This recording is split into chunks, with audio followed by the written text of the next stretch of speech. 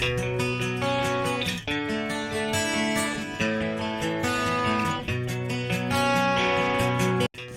good afternoon mga kalakwatsero.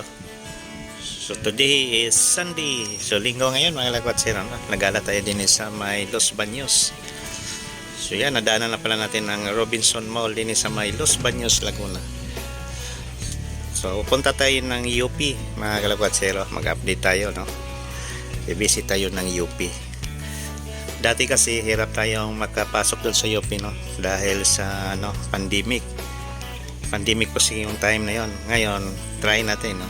Baka wala na wala na siguro, so gagala tayo. So ito na yung Lopez Avenue ng Los Baños. So itong area na din ang daming din no? Kainan, no? Mga pasyalan, mga malls, grocery stores, salon. So ang dami din mga kalakatsero kasi ito yung pinakasentro papuntang UP Los Baños. So marami talagang din mga estudyante, no, nagdo-dorm. So, yung iba din is malayong lugar pa, dito na sila nagdo-dorm sa may Los Baños. So malaki, no, malaki itong school, itong Los Baños. Parang UP Diliman din sa may Quezon City.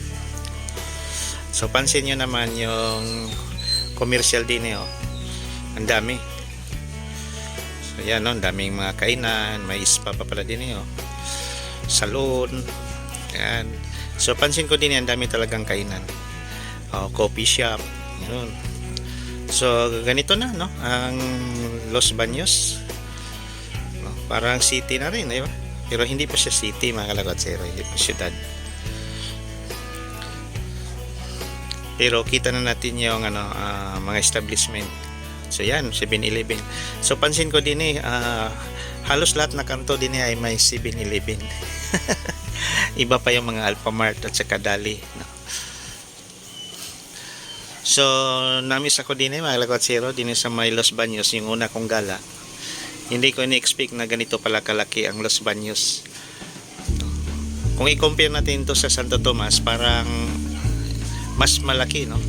Maraming commercial din sa may Los Baños compare sa Santo Tomas. Tapos maraming mga high-rise building, yan, mga malalaking grocery stores. So ito na yung Los Baños Doctors Hospital, yan, malaki din, no? Din ito, may Centro Mall pa sila din, may Robinson, may Centro Mall, no?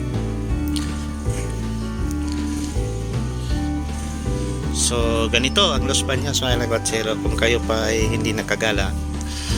So ito na yung Los Baños. Ito Sunday pa lang to mga kalakatsero. Ano pa kaya kung regular day, no? Lalo na kung may pasok ang mga estudyante, ang daming tao din mga kalakatsero din sa may Los Baños.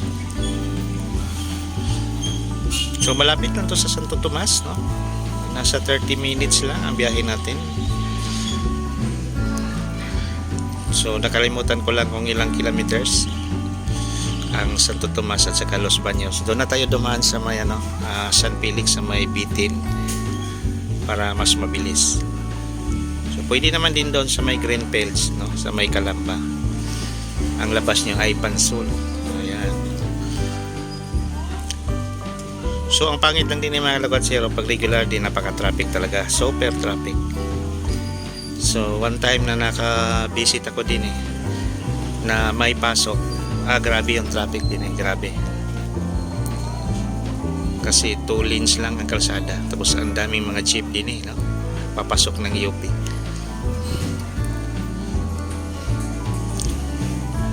So ayan, malapit na tayo, no, sa UP Los Baños. At una nating makita yung tinatawag nilang Carabao Park. Ayan. So ito na yung gate. So liko muna tayo, parang hingian, nakalimutan natin mag-iwan ng ID, driver's license pala.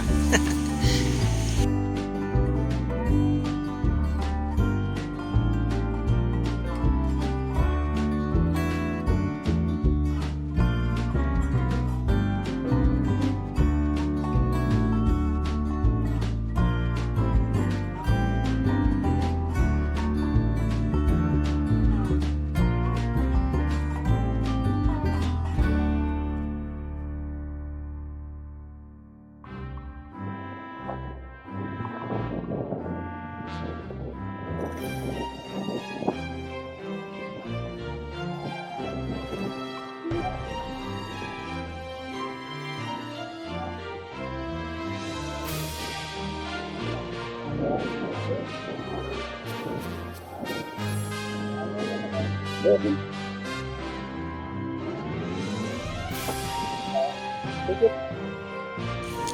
yan na mga lakwatsero. So welcome UP Los Baños. So nandito na tayo sa may UP. So driver's license lang yung iniwan natin. So pwede na tayo mag-ikot din sa buong UP. So dito tayo mag-ala mga lakwatsero. Pakita ko lang sa inyo kung gaano kalawak o kalaki itong UP Los Baños. So may mga jeep din no? Sa loob. Kasi yung iba kasi napakalayo. Kapag sobrang layo yung ibang mga buildings, so kailangan mo talagang mag-commute din So parang sa ano rin UP Quezon City, Diliman. May mga jeepney sa loob. So ito na yon ang UP. So napakalawak talaga din mga lakwatsero. Kung maglakad tayo, baka tayo ay mapapagod lang sa sobrang lawak din So, kulang-kulang 15,000 hectares ito. So, imagine mo yung 15,000 hectares mga lakwatsero. Napakalawak. So, sa gilid, mga school yan, offices at saka eskwelahan. So, maraming course pala din, Hindi ako sure kung ilang course. So, dati, focus lang to sa agriculture o mga botanical, Pero ngayon hindi na, halo-halo na. May mga ibang course na silang ino-open din Hindi lang yung agriculture at saka mga botanical. So marami ng course din mga kalakwatsero. Pwede kayo mag-inquire. So ang pinakabago nilang course ay yung multimedia, So dito yung anak ko next semester pala. So dito na mag-aral yung bunso ko sa UP. So ito, iwan ko lang kung ano to. Ito ba yung nila? Amusement center or theater? Ito. May logo na UP sa gitna. Yan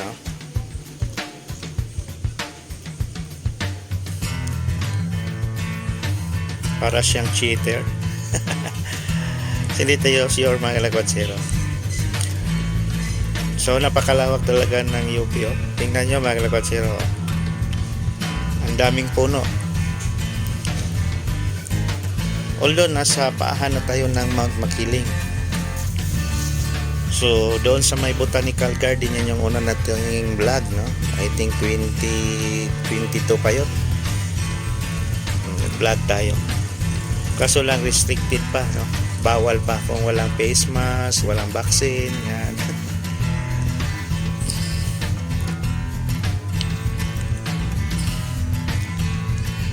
So ito lang yung gusto ko sa UP kasi ang daming puno, sobrang presko. Ma-relax ka rin din Pero kung tutusin, madugo talagang UP mga lakwatsero kasi may mini-maintain na grades din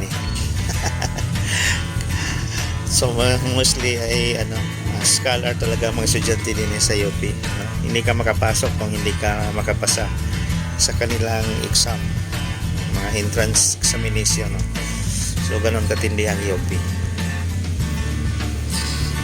So yan ang lawak.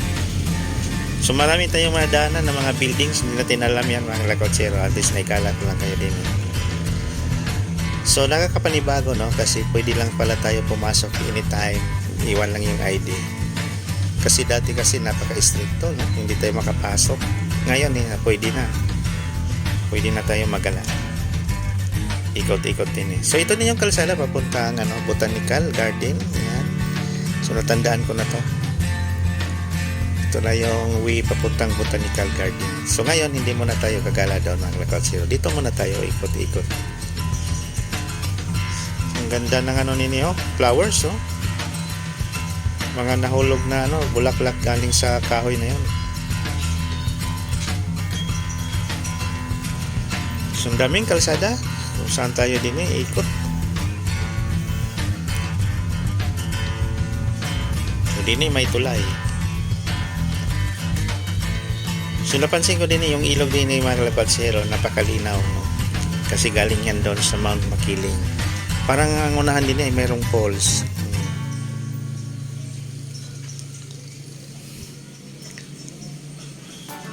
So napakalawak talaga itong UP. Grabe. O yan mga kalabatsero, may jeep. May mga jeepney din na biyahe. Papunta doon siguro yun sa mga offices, school, at saka sa mga dorm. So ito na yung kalsada papuntang Botanical Garden ng Mount Makiling. Yan, no?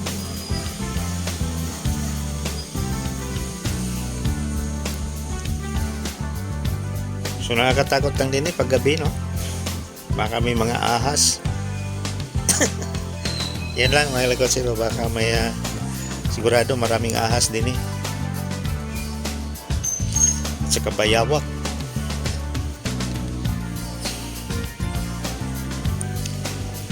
So akalain natin, no, na ang UP ganito pala kalawak, kalaki.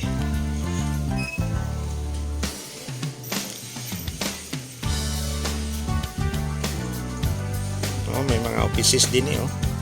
Offices ba yan or school?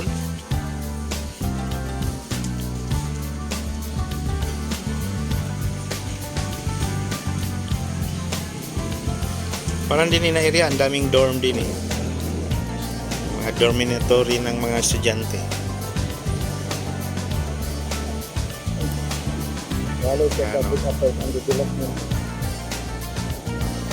So within UP lang to mga kalabatsero, ha? UP campus lang tayo din eh. So tingnan nyo gaano kalawak. So I think nasa 15,000 hectares ang lawak ng UP Los Baños. Oh, dorm yan, oh.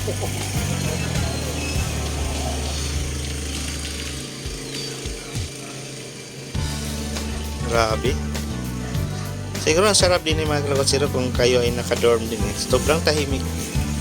Marinig mo din ay yung ano lang ng ibon.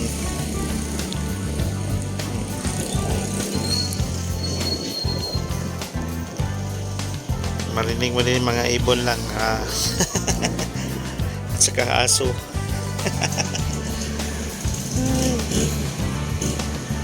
Isang lawak.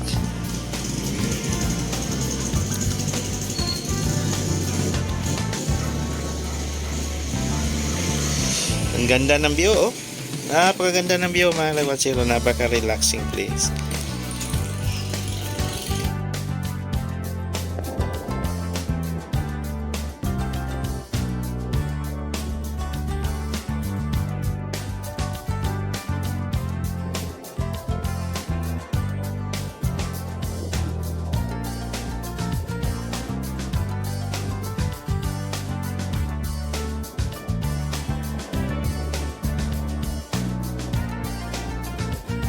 So dito tayo mga kalabatsero, daming tao din eh. Oh. Parang football field o plaza. Daming nakatambay. Tapos ang ganda, ang lawak. Parang football field nga. Try natin din eh mga kalabatsero. Parang ang daming tao din eh, area na eh. Sarap pala magdala ng aso din eh pag Sunday, oh, jogging kasama yung aso.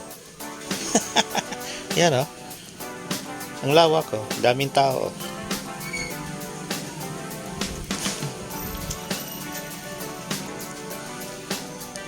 So kaso mainit pa ngayon, no? 3:30 ng tanghali. Medyo mainit ng konti. Yan, oh, dami, oh. Tao din eh. Football field, yan, yung pala to. Mahilig sa soccer or football. Grabe, ang lawak talaga itong UP mga kalabatsero. First time ako nakagala ng ganito kalawak ng mga school. So marami na tayong napasukan ng mga universities, pero itong UP talagang pinakamalawak sa lahat. UP Diliman at saka itong UP Los Baños, grabe. Ito, kainan, mga restaurant. Ewan ko lang itong building ngayon sa kabila. Uy, mayroong mini mart din eh, oh. Parang 7-Eleven. Parang Alphamart pala.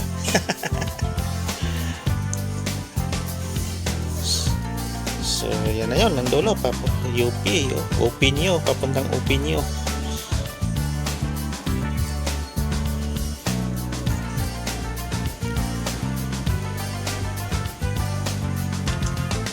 Grabe, ang daming natin nadaanan. Hindi natin alam mga Lokatsero anong school yun, anong department.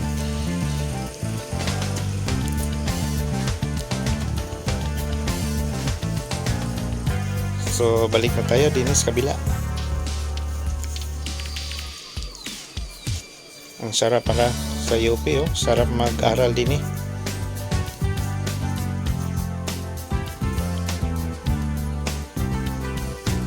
Yung place pala mga Lokatsero, ma-relax na tayo.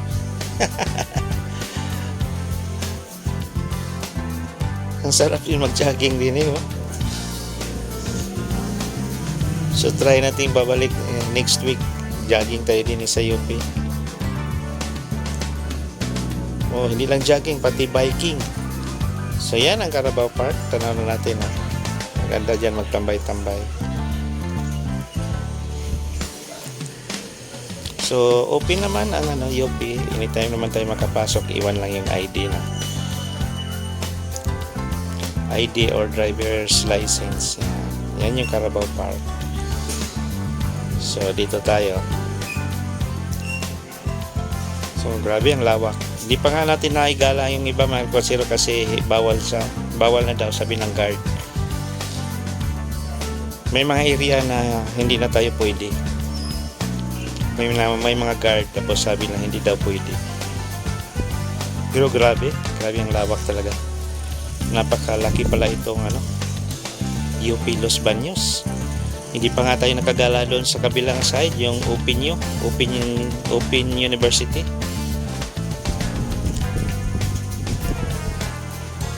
Nandun kasi yung yung sa agriculture. Yan ang layo na. Grabe. So balik na tayo, halabas na tayo mga Lokatsero, parang konti na lang yung gasolina natin.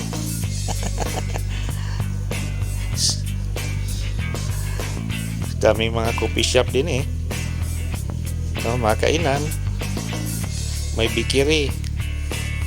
Hindi pala tayo magugutom din sa UP, no? Ang daming mga kainan, coffee shop, malls. Grabe. Ayan, balik na tayo din eh.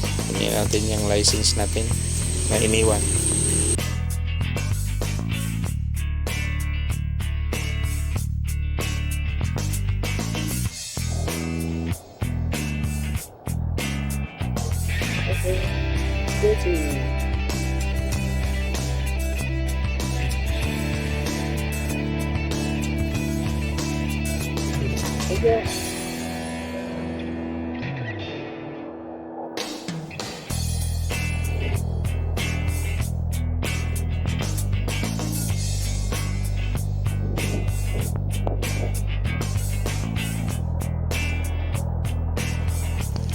Tara na mga Lokatsero, pabalik na tayo ng Santo Tomas, no? Kasi dadaan pa tayo doon sa may bitin, medyo madilim doon pa paggabi. Walang street lights, delikado doon paggabi. So agahan natin ng konti. Kasi ang labas natin is San Felix. So dadaan pa tayo ng geothermal. So kanina may nadaanan tayo doon, nag-isgrasyan na Toyota Rivo, no? Nalaglag. Ewan ko lang kung ano nangyari doon. Nawalan ba siya ng preno o nakainom. So hindi natin alam bakit na-disgrasya yung Toyota Rivo na yun. Sana walang namatay doon, no? So nadaanan yun natin kanina mga Lokatsero. Doon sa may bitin, malapit sa Barangay Santa Cruz. So yan, ito na yun, no? Traffic, sadly ngayon, pero matraffic. Ano pa kaya kung regular day? So daming establishment na katuwa din yung mga Lokatsero. Ang daming establishment. So ang Los Baños ay parang city na rin, no? parang tanawan siya. Yung ganun ang ano. Kung anuhin natin, i-compare natin sa Santo Tomas lamang talaga ang Los Baños.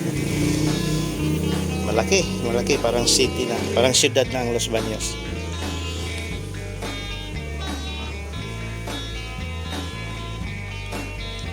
Dami, oh. Daming establishment. Okay, dito na lang mga lakwatsero. Maraming salamat sa panood. God bless us all. Thank you. Bye-bye.